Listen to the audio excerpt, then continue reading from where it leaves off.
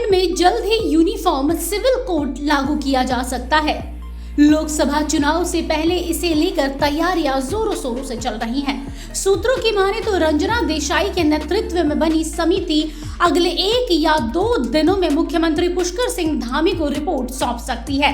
इसको लेकर राज्य में विधानसभा का विशेष सत्र बुलाने की भी तैयारी की जा रही है।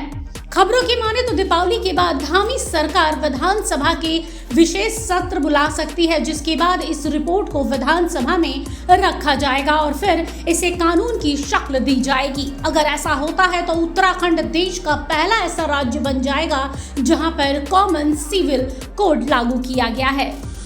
बता दें कि बीजेपी हमेशा से ही देश में यूनिफॉर्म सिविल कोड लाने के समर्थन में रही है।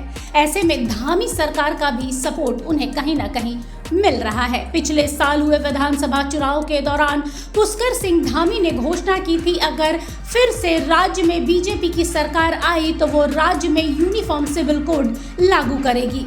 सदन में विधायकों के साथ चर्चा के बाद इस बिल को पास कर दिया जाएगा। माना जा रहा है कि इसे कानून बनने में भी ज्यादा वक्त नहीं लगना चाहिए। ऐसे में ठंडे बस्ते में गया यूसीसी एक बार फिर से चर्चा का केंद्र बन गया है। मीडिया रिपोर्ट की माने तो सुप्रीम कोर्ट के पूर्व जज जस्टिस रंजन प्रकाश देसाई के नेतृत्व वाली 5 सदस्यों की कमेटी सरकार को अपनी रिपोर्ट जल्द ही सौंपने वाली है। इस रिपोर्ट को अगले हफ्ते की शुरुआत में दिए जाने की उम्मीद है। इसका मतलब ये है कि रिपोर्ट के मिलते ही विशेष सत्र बुलाया जाएगा और ये भी उम्मीद है कि केंद्र सरकार अपने यूसीसी बिल को तैयार करने के लिए उत्तराखंड सरकार के यूसीसी बिल का इस्तेमाल कर सकती है। यूसीसी में क्या खास बात है, आइए उस पर भी एक नजर डाल लेते हैं।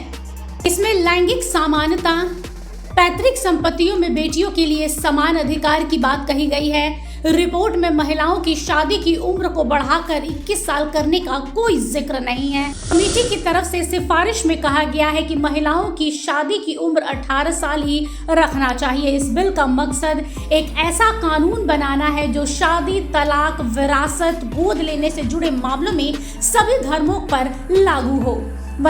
वहीं सूत्रों की माने तो बिल में ज्यादा फोकस व्यक्तिगत कानूनों जैसे शादी के लिए रजिस्ट्रेशन, तलाक, संपत्ति अधिकार, अंतर्राज्यीय संपत्ति अधिकार, रख रखाव, बच्चों की कस्टडी आदि में एक रूपता लाने पर जोर दिया गया है।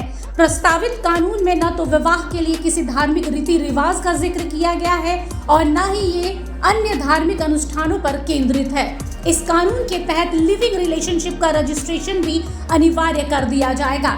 उत्तराखंड सरकार ने यूसीसी लागू करने को लेकर 27 मई 2022 को एक्सपर्ट कमेटी का गठन भी किया था।